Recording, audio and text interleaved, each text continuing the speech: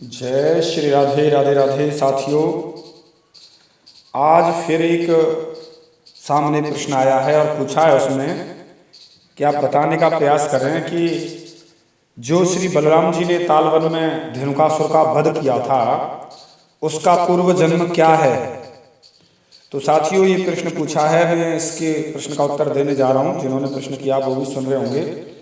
तो साथियों सुनिए वो क्या विषय था, कैसे था। लेकिन एक बार और नित्य की तरह हमेशा कहते हैं हम कि चैनल अगर सब्सक्राइब नहीं किया तो कर लीजिए। चलते हैं साथियों मुख्य विषय की ओर।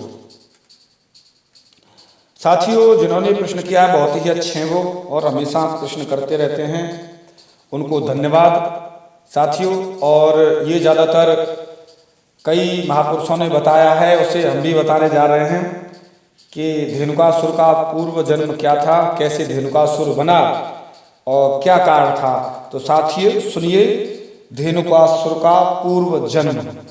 तो साथियों यहाँ पर नारद जी वर्णन कर रहे हैं कि क्या कह रहे हैं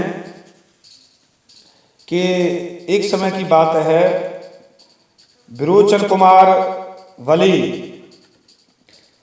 का एक महान बलवान पुत्र था। बलि का पुत्र था, वो बहुत ही बलवान था, बलंकारी था, जिसका नाम साहसिक था।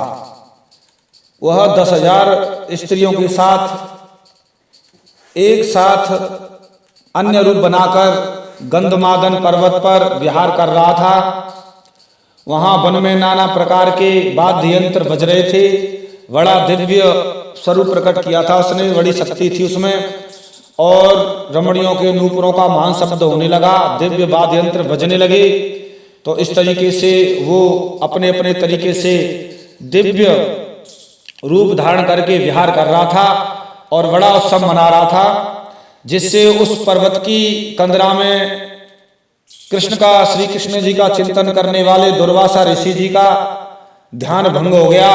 वहीं संत महापुरुष पहाड़ों में ही लाखों वर्षों की तपस्या करते हैं और करते रहते हैं, लेकिन उसे पता नहीं था कि ऐसा भी यहाँ है। संत महापुरुष यहाँ भजन कर रहे हैं, संत तो जंगल में ही तपस्या करते हैं, पता नहीं किस रूप में, अदृश्य रूप में करते हैं, किसी को पता नहीं चलता। और रूप बदलकर भयंकर जानवरों के मध्य में, पहाड़ों की गुफाओं में भजन साधना करते रहते हैं। तो वहीं भजन साधना कर रहे थे, कितने समय से कृष्ण जी का भजन कर रहे थे। दुर्वासा ऋषि जी आवाज सुनकर उनका ध्यान भंग हो गया और वे खड़ाऊ पहनकर बाहर निकले। देखा किसने मेरा ध्यान भंग करने की कोशिश की है, मुझे आवाज आ रही है, कृष्ण चिंतन हट गया, मेरा ध्यान भंग हो गया। उस समय मुनिवर दुर्वासा जी का शरीर अत्यंत दुर्बल हो गया था, क्योंकि बहुत समय से उन्होंने आहार नहीं किया था और बहुत ही दाढ़ी मूछ भी बहुत बढ़ गई थी। भयंकर रूप था, विकराल रूप था, लाठी के सहारे चलते थे।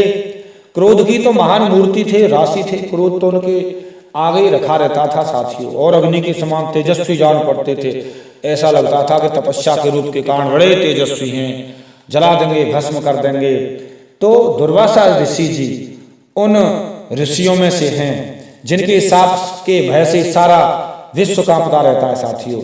और आकर देखा, ओहो ये मूर्ख यहाँ जंगल में भी पाप काम कर रहा है, यहाँ भी इसने इस जगह को भी गलत जगह का रास्ता बना दिया है, यहाँ भी इसने भोगशाला बना दी है, अभी देखता हूं। तो तुरंत गुस्से में आकर और दुर्वासा ऋषि जी ने कहा और श्राप दिया,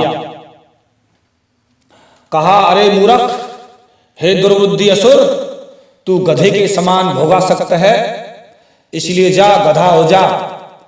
आज से साथियों ये बात कही थी, उस बात को सुनिए।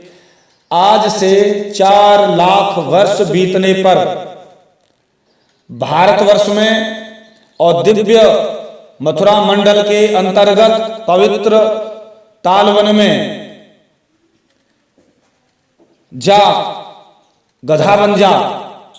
तो साथियों ऐसे करके वह चरणों में गिर गया, महाराज महाराज महाराज। तो संत बड़े परमार्थी, संत बड़े हृदय के करुणा सागर होते हैं साथियों। तो फिर उन्होंने वरदान दिया, चल कोई बात नहीं, लेकिन एक इसमें सुधार कर देता हूं कि आज से 4 लाख वर्ष बीतने पर भारतवर्ष में दिव्य मथुरा मंडल के अंतर्गत पवित्र तालवन में श्री बलदेव जी, दाऊद जी के द्वारा बलदेव जी के हाथों से तेरी मुक्ति होगी और तुम मुक्त हो जाओगे। वाह खुश हो गया, वाह भगवान तुमने मेरी मुक्ति का रास्ता तो बता दिया। मुझे इस योनि में आकर, असुर योनि में आकर मैं तो भोगों में डूबा हुआ था, मुझे तो भरोसा ही नहीं था कि मेरी मुक्ति भी होगी। वाह संतों का वरदान भी इतना ही काम करता है और उससे भी ज्यादा उनका श्राप भी उससे ज्यादा काम करता है। और संतों के श्राप ने भगवान को मिला दिया। साथियों, संतों के श्राप हैं हमेशा भगवान को मिलाते हैं। संतों का हर चीज पवित्र होती है, दिव्य होती है। वरदान से तो भगवान मिलते ही हैं, लेकिन श्राप दे देते हैं, उससे भी जल्दी मिलते हैं। तो संतों ने जिसको श्राप दिए हैं उनका कल्याण हुआ है, मुक्त हुए हैं, किसी की अधोगति नहीं हुई। संतों के श्राप से हमेशा भगवान मिले हैं।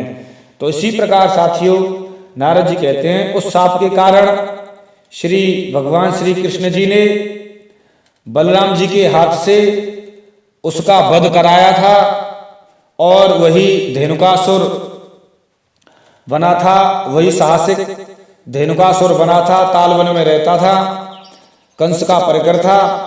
तालवन में यहाँ गधे के रूप में रहकर विशाल का रूप था। इसी क्षेत्र में उसे कोई नहीं मार पाया और आज यहाँ पर श्री बलराम जी ने उसका वध किया, क्योंकि श्री प्रहलाद जी को भगवान ने वर दे रखा था कि तुम्हारे वंश का कोई भी दैत्य को मैं अपने हाथ से नहीं मारूंगा। इसीलिए श्री कृष्ण जी ने